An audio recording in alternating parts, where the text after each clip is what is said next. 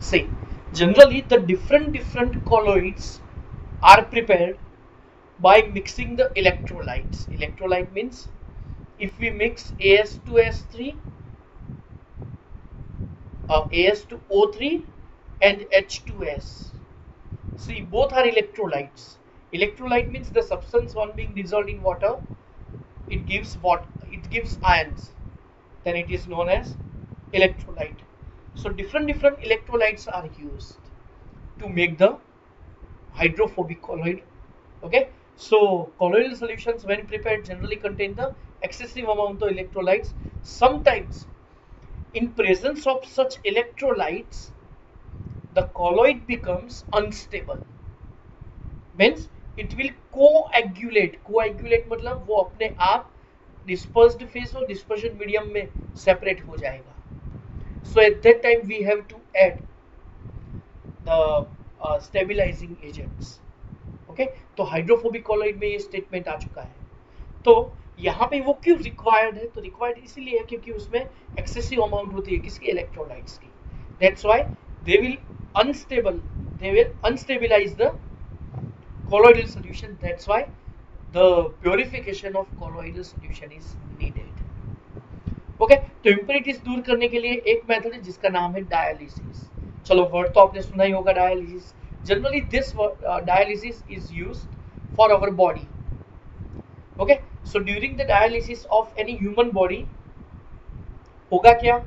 पता होगा आपको कि उसमें किडनी जो जिनकी वर्क नहीं करती है अच्छी तरह से, क्योंकि किडनी क्या करती है कि ब्लड प्योरीफाई करती है.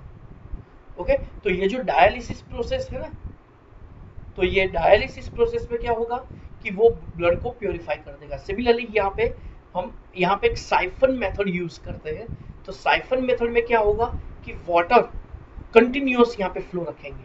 फिर ये जो आपको दिया है ना, ये container, this container is the semi permeable membrane. okay, semi permeable membrane.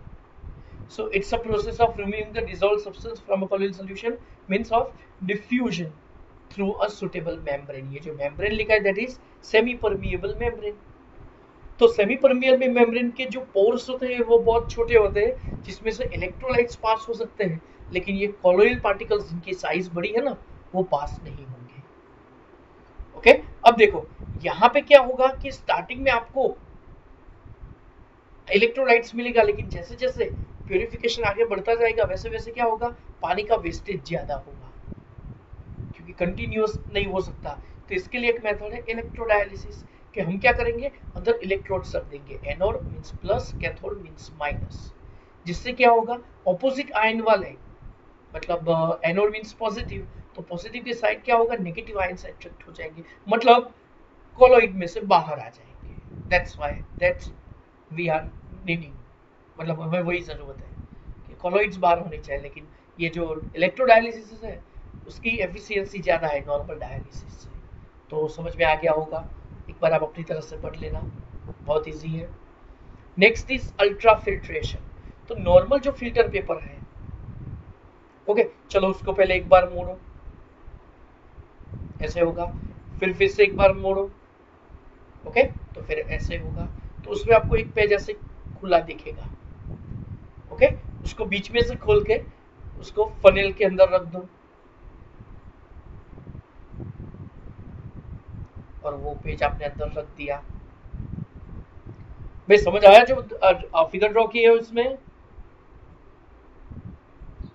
Okay, तो ये जो नॉर्मल जो फिल्टर पेपर है, फर्स्ट टाइम हमने मोड़ा, फिर सेकेंड टाइम हमने मोड़ा, और फिर बीच में से हमने ओपन कर दिया, जिससे क्या होगा, पानी मने, ओके, तो जिससे क्या होगा कि अल्ट्रा फिल्ट्रेशन में क्या होता है कि हमने जो फिल्टर पेपर अंदर रख दिया, फिर पानी, फिर कॉलोइडल सॉल्यूशन जिसको हमें प्योरीफाई करना है उसको रखेंगे, जिससे क्या होगा, नीचे जो भी इलेक्ट्रोलाइट, एक्स्ट्रा इलेक्ट्रोलाइट होगा ना, वो नीचे फिल्टर हो जाएगा.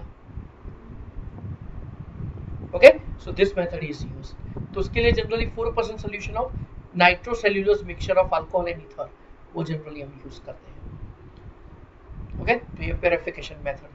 अल्ट्रा फिल्टर पेपर बनाने के लिए उसके ऊपर क्या करते हैं हम, नॉर्मल कॉलॉइड का ये पूरा एक लेयर बना देते हैं। ओके, चलो ये रीड करवाता हूँ, वैसे जरूरत नहीं है लेकिन फिर भी।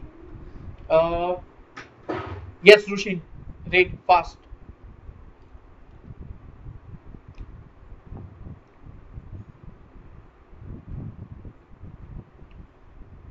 रुशिन,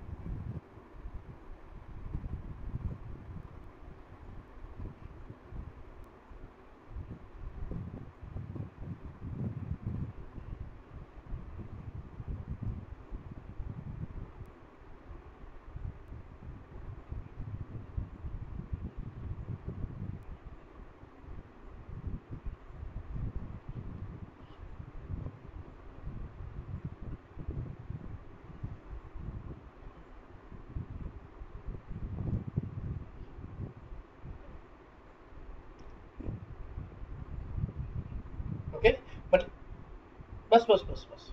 ओके, तो समझ में तो आ गया होगा जी। नॉर्मल फिल्ट्रेशन तो अल्ट्रा वर्ड क्यों लिखा पता है, क्योंकि हम यहाँ पे प्रेशर और संक्शन अप्लाई करते हैं, जिससे सब कॉलॉइड अंदर ही रहेगा, बाहर लेकिन जो इम्प्योरिटीज वो बाहर आ जाएगी। और नेक्स्ट थिंग, यहाँ पे डिस्पर्शन मीडियम फिर ज्यादा अंदर ऐड कर देते हैं कॉलॉइड के अंदर, और फिर उसको अच्छी तरह से स्टर करते हैं और फिर से ये प्रोसेस अप्लाई करते हैं, पूरा का पूरा प्रोसेस फिर से करते हैं, जिससे क्या होगा, वो कॉलॉइड प्योर हो जाएंगे।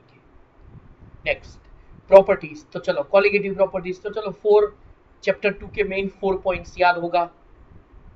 First is osmotic pressure, lowering in vapour pressure, depression in freezing point and elevation in boiling point. तो उसमें से एक ही मेथड यूज होती है, that is the osmotic pressure.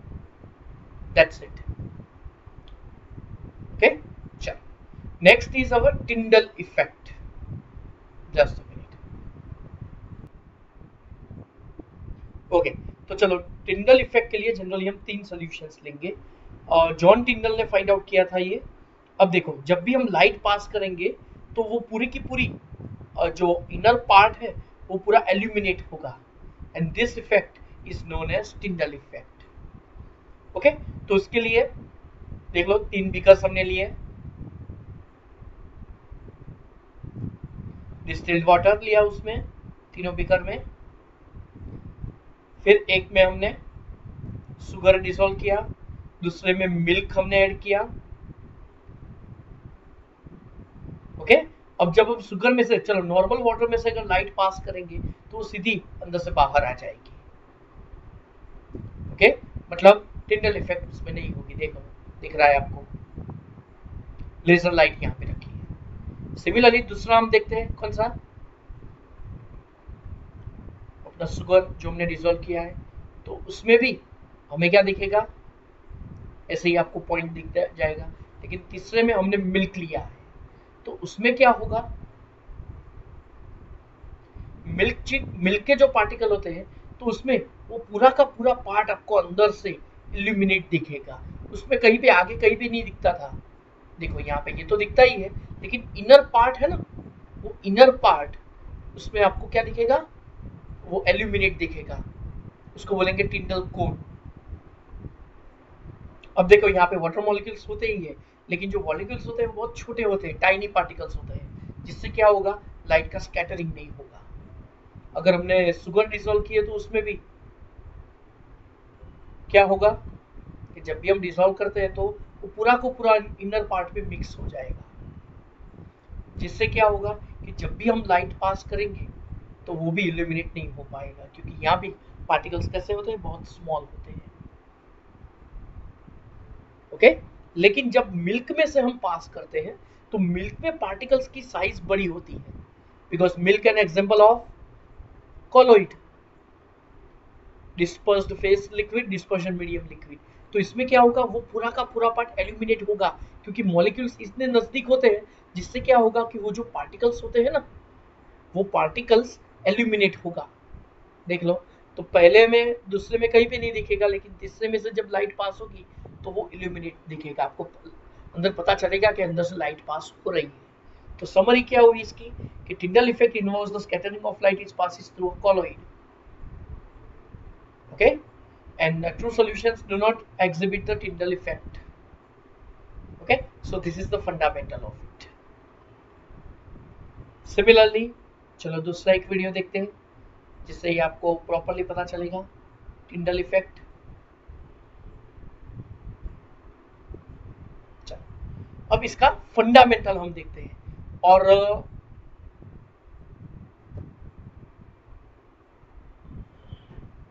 जब भी लाइट पास हो रही है तो होगा क्या, जस्ट अ मिनट।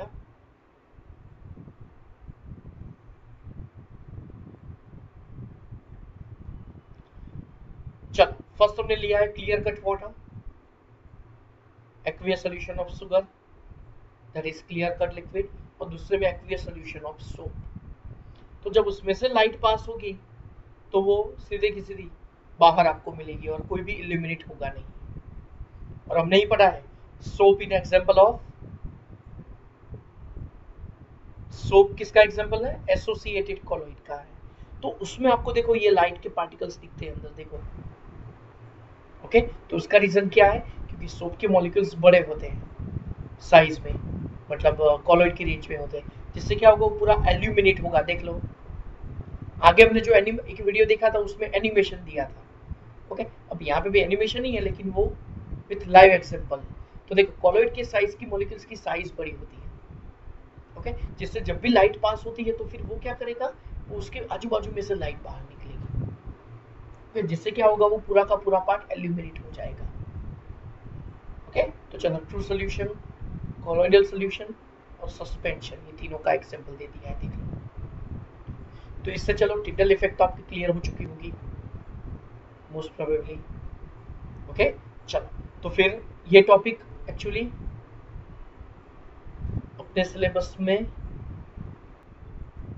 ओके चलो फिर से बोल देता हूं मैं, इसमें कैंसल टॉपिक कौन कौन सा है, एक तो है कैटालिसिस जो अपना अभी हुआ नहीं है, फिर मैकेनिज्म ऑफ मिसेल फॉर्मेशन वो कैंसल्ड है, फिर प्योरिफिकेशन ऑफ कॉलोइडल सॉल्यूशन जो भी हमने पढ़ा ना, अल्ट्राफिल्ट्रेशन,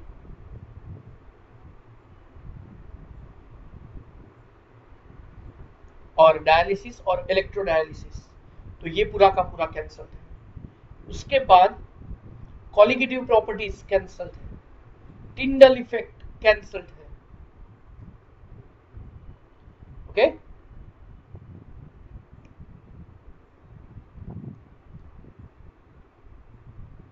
फिर कलर,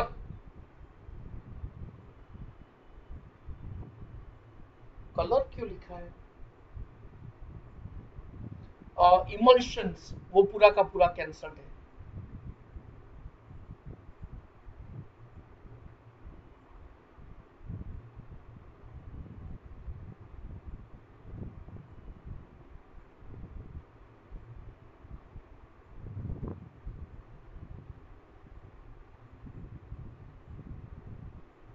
इमल्शंस 5.5 ये पूरा का पूरा कैंसल है। ओके, और लास्ट कॉलोइड्स अराउंड अस,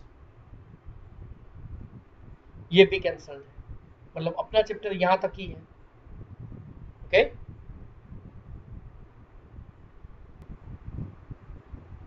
ओके चलो, तो अब टॉपिक का नाम है ब्राउनियन मूवमेंट। तो ब्राउनियन मूवमेंट से पहले चलो मैं अपनी तरफ से एक थ्योरी लेता हूं, तो ध्यान रखना आप। थ्योरी में फंडामेंटल ऐसा है, ओके, थ्योरी में फंडामेंटल ऐसा है कि सपोज हमने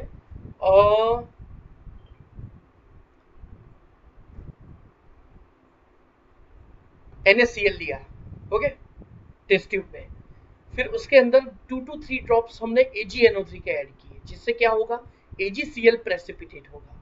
क्या प्रेसिपिटेट होगा? AgCl। और वो AgCl के पार्टिकल्स बहुत बड़े होते हैं, अगर आप स्टर करेंगे और उसको ऐसे ही रख देंगे तो फिर क्या होगा कि NaCl का आपने सोल्यूशन लिया है और उसके अंदर हमने AgNO3 ऐड किया है, जिससे AgNO3 फॉर्म हो जाएगा। और उसके बाद अगर आपने स्टर करके आप थोड़ी देर रखेंगे तो थोड़ी देर बाद क्या होगा कि वो जो पार्टिकल्स होते हैं ना, वो ड्यू टू ग्रेविटेशनल फोर्स वो टेस्ट ट्यूब के बॉटम पार्ट पे वो सेट हो जाएंगे। तो इसका रीजन क्या है कि यहाँ पे जो मिक्सचर हमें मिलता है, precipitates are insoluble in water, that's why we are getting in a solid form and they gravitational force is applied on it, so that's why they will settle at the they will be settled at the bottom of the vessel. Okay, तो वो नीचे set हो जाएंगे। तो set होने का reason क्या है कि ग्रेविटेशनल फोर्स लगता है। सिमिलरली यहाँ पे कॉलोइडल पार्टिकल्स है ना, वो भी हेट्रोजीनियस मिक्सचर ही है, कॉलोइडी आल्सो। तो ड्यू टू हेट्रोजीनियस मिक्सचर होगा क्या कि यहाँ भी ऐसा होना ही चाहिए, डिस्पर्स्ड फेस और डिस्पर्शन मीडियम दोनों अलग हो जाना चाहिए, लेकिन वो भी होते नहीं है। तो न होने का रीजन क्या है?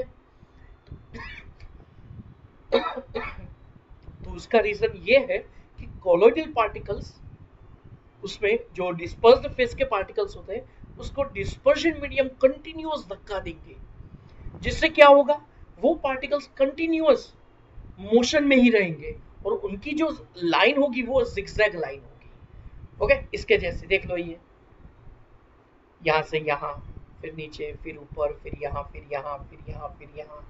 ओके, रैंडमली होगी। यहाँ पे एक फिगर आपको अपनी तरह से रैंडमली ऐसा ड्रॉ कर देना है जब भी एग्जाम में पूछे तो। ओके, तो ये जो मूवमेंट है that is known as Brownian movement. How the movement word is given to you? Because British botanist, उनका नाम है रॉबर्ट ब्राउन, उसने क्या किया था, पोलन ग्रेन, पोलन ग्रेन पता है ना, सबने देखा होगा pollen grain. Just a minute. Okay, चलो, तो टिंडल ब्राउनी मोमेंटम स्टार्ट कर रहे हैं, रॉबर्ट ब्राउन, उन्होंने फाइंड आउट किया था ये। तो ये जो पोलन ग्रेन पता है ना, अगर उसको हमने वाटर सरफेस के ऊपर रखा तो वो कंटिन्यूअसली मोशन में ही होगी। ओके, देख लो वॉच क्लास। तो पोलन ग्रेन, ओके, फिर इसके अंदर हमने वाटर ड्रॉपलेट्स रख दिए, तो जिससे क्या होगा कि वो कंटिन्यूअसली मोशन में होंगे। देख लो, अगर हमने इलेक्ट्रॉन माइक्रोस्कोप में देखा तो वो पार्टिकल्स ऐसे कंटिन्यूअसली मोशन में होंगे और वो जो लाइन होगी वो जिगजैग लाइन होगी। ओके, तो similarly colloidal particles are also in a motion continuously, that's why they are not settled at the bottom of the vessel।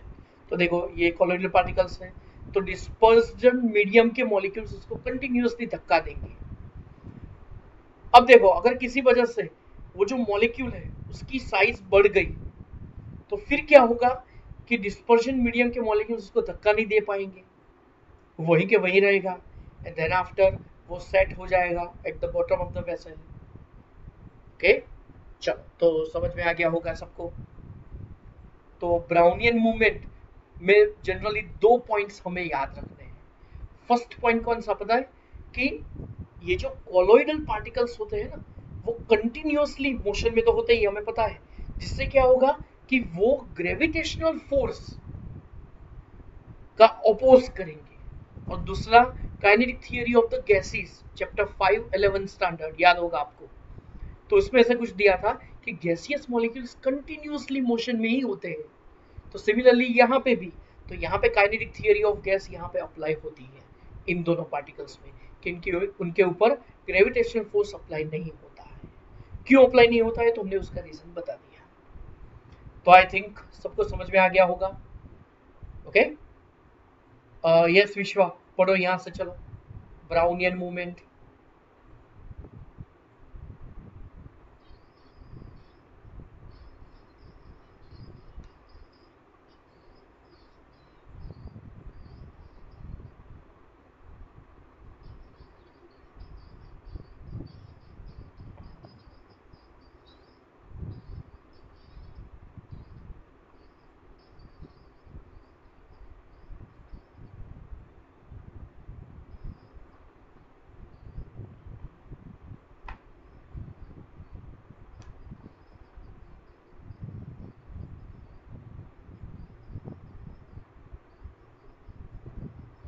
of solution.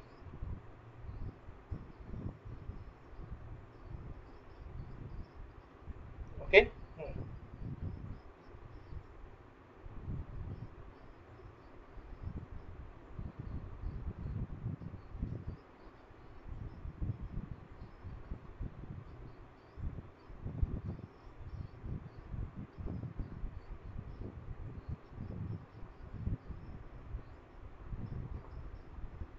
Okay, चलो नेक्स्ट अब आता है कि charge of the colloidal particles. Colloid की surface के ऊपर particular कोई charge होता है। ओके, तो वो चार्ज क्यों होता है, उसका रीजन कि तभी तो वो एक मॉलिक्यूल दूसरे मॉलिक्यूल से रिपेल करेगा, क्योंकि अगर चार्ज उनका नहीं होगा तो दो पार्टिकल्स एक दूसरे के साथ मैच हो जाएंगे और मिक्स हो जाएंगे। ओके, क्योंकि वो मिक्स नहीं होते हैं तो उसका रीजन है कि उसकी सरफेस के ऊपर कोई पर्टिकुलर चार्ज होता है। तो यहाँ पे ये टेबल आप सबको लर्न करना है, जनरली एमसीक्यू में पूछते हैं which are positively charged salt मतलब colloids and which are negatively charged salts. Okay, तो ये आपको याद रखना है। Hydrated metallic oxide Al2O3, CrO3 and Fe2O3, basic dyes like methylene blue, hemoglobin, blood oxides and TiO2, these are the positively charged salts. Similarly, copper, silver, gold and the metallic sulfides like As2S3, Sp2S3, CdS and acid dyes, तो उसका नाम है कॉन्गोरेट, सामने था methylene blue, यहाँ पे कॉन्गोरेट। Salt of the starch, gum, gelatin, clay and the charcoal, these all are negatively charged colloid। तो ये पूरा का पूरा लिस्ट आपको लर्न करना पड़ेगा कि कौन से पॉजिटिव और कौन से नेगेटिव। ओके, तो अब चलो वो पता कैसे चला, तो उसके लिए ट्यूब है, ट्यूब का नाम है इलेक्ट्रोफोरेसिस। तो पहले हम ये देख लेते हैं। ओके, इलेक्ट्रोफोरेसिस, तो ध्यान से देखना इलेक्ट्रोफोरेसिस।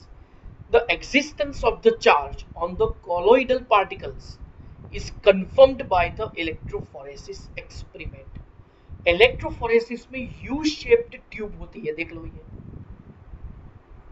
ओके, और उसके अंदर coloured particle, generally dispersion medium हम कलरलेस लेते हैं और उसके अंदर हमने कलर्ड कॉलोइडल पार्टिकल्स हमने लिए, जिससे हमें पता चलेगा कि वो पर्टिकुलर चार्ज उनका है कि नहीं।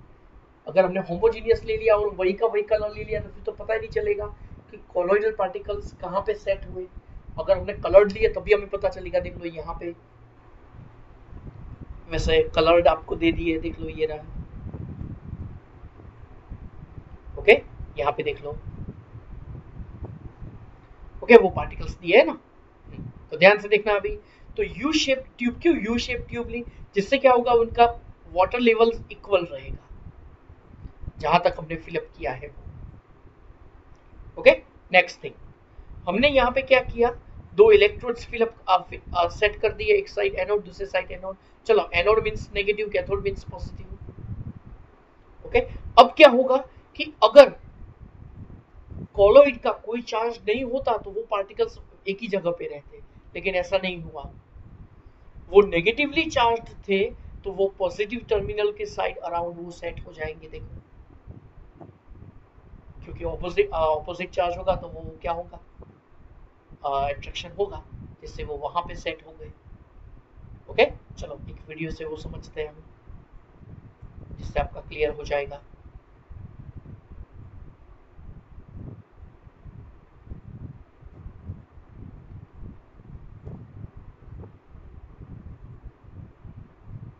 चलो, तो ध्यान से देखना, इलेक्ट्रोफोरेसिस, उसमें से यू शेप्ड ट्यूब होती है।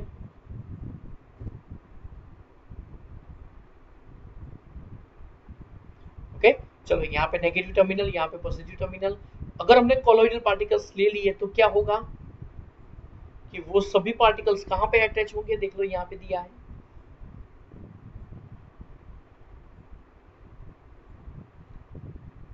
ओके, तो वो पॉजिटिव टर्मिनल के साइड अटैच होता है। अगर हमने बैटरी रिवर्स कर दी तो वो सभी पार्टिकल्स का क्या होगा कि जब भी वो अट्रैक्ट होंगे तो अगेन वो नेगेटिव के बाद जो अट्रैक्ट होंगे तो सभी पार्टिकल्स ट्रैवल करके कहाँ पे आ जाएंगे, जिससे इनका चार्ज क्या है वो पता चलेगा। ओके, तो ये है अपना इलेक्ट्रोफोरेसिस ट्यूब। चलो, तो colloidal particles move toward the anode. So this can be demonstrated by the following experiments set up. चलो, when the electrophoresis, that is the movement of particles, is prevented by the some suitable means, it is observed that the dispersion medium begins to move in an electrical field, and this phenomenon is known as electroosmosis.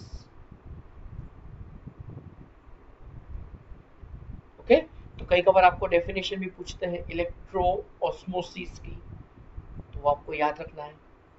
चलो, तो ये था इसका experiment जिससे पता चला कि colloid की सरफेस के ऊपर कोई पर्टिकुलर चार्ज होगा। अब यहाँ पे एक पूरी इसकी थियोरी दी है कि कैसे उसके ऊपर पर्टिकुलर चार्ज होगा। चलो, मैं ही पढ़ देता हूँ। Colloidal particles always carry an electric charge. The nature of this charge is the same on all the particles in the given colloidal solution and may be either positive or negative, कोई भी हो सकता है। तो चलो, ये दे दिया है आपको। आगे, the charge on the solved particles is due to one or more reason, बहुत सारे उसके रीजन हैं। चलो, पहला रीजन,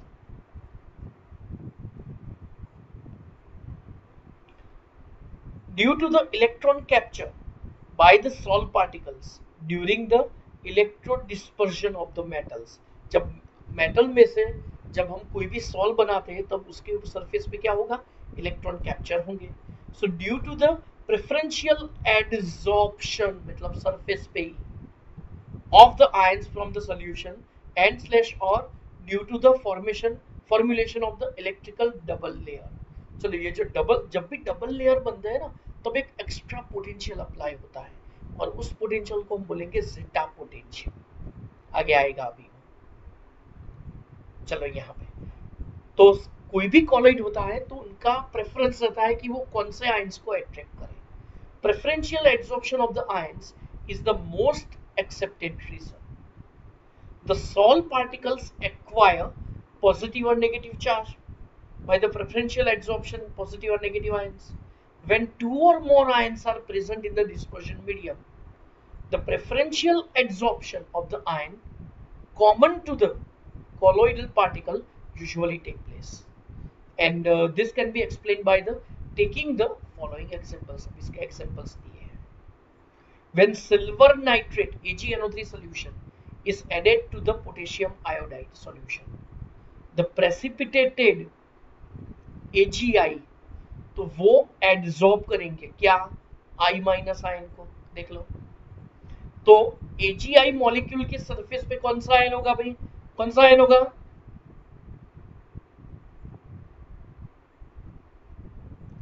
जब भी I माइनस का एडजॉर्प्शन होगा तो सरफेस पे कौन सा आयन होगा। अरे बाप रे, आवाज आ रही है ना भाई।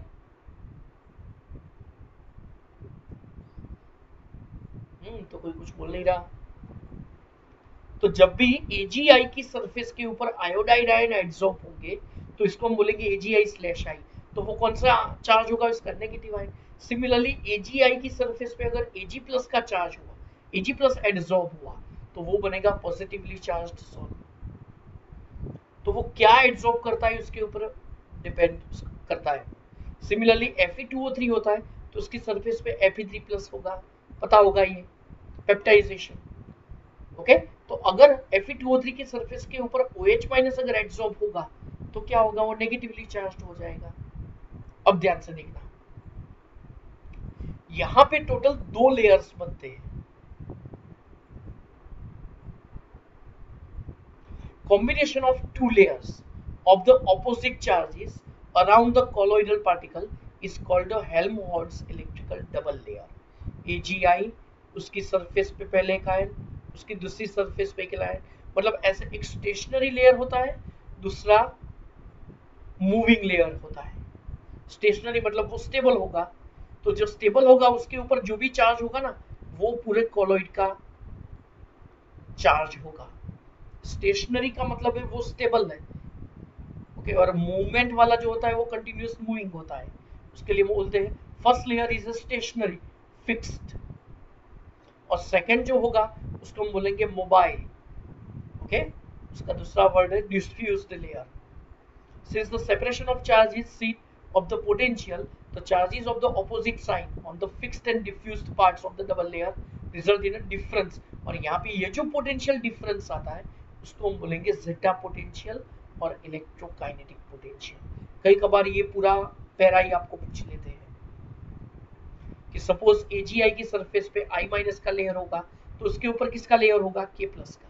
सिमिलरली AgI की सरफेस पे Ag प्लस का लेयर होगा तो उसके बाद कौन सा लेयर होगा, I माइनस का लेयर होगा।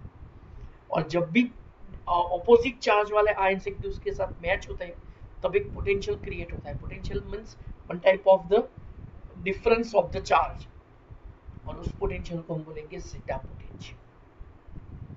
ओके, तो फिर से हर एक के ऊपर पर्टिकुलर चार्ज होगा। तो सपोज हमने AgI लिया और उसकी सरफेस पे I माइनस का लेयर बना है, तो ये जो I माइनस का लेयर होगा वो स्टेशनरी लेयर होगा और K प्लस का लेयर क्या होगा, मोबाइल लेयर होगा। ये मोबाइल लेयर होगा। ओके, और इन ऑपोजिट चार्ज वाले आयंस के ऊपर क्या होगा, एक पोटेंशियल डिफरेंस क्रिएट होगा, और उस पोटेंशियल डिफरेंस का नाम क्या है भाई, क्या नाम है, जेटा पोटेंशियल और electrokinetic potential. So the presence of equal and the similar charges on the colloidal particles is the largely responsible in providing the stability of the colloidal solution. Because the repulsive forces between the charged particles having same charge prevent them, मतलब match नहीं होने देंगे। तो उसके लिए word है कोलेंसिंग और aggregating, और उनका नाम है कोएगुलेशन। तो ये जो कोएगुलेशन है वो नेक्स्ट लेक्चर में हम स्टार्ट करेंगे यहां से। ओके, तो चलो भाई समझ आया होगा कि नहीं। ओके, तो चलो ये थियोरी आपको ठीक तरह से लर्न करनी है। So you have to start from here. I think चलो यहां तक तो आपने लिख ही दिया होगा। आज purification no need to write. Okay, तो आपको डायरेक्टली स्टार्ट करना है कहां से, मैकेनिकल प्रॉपर्टी मतलब ब्राउनियन मूवमेंट से।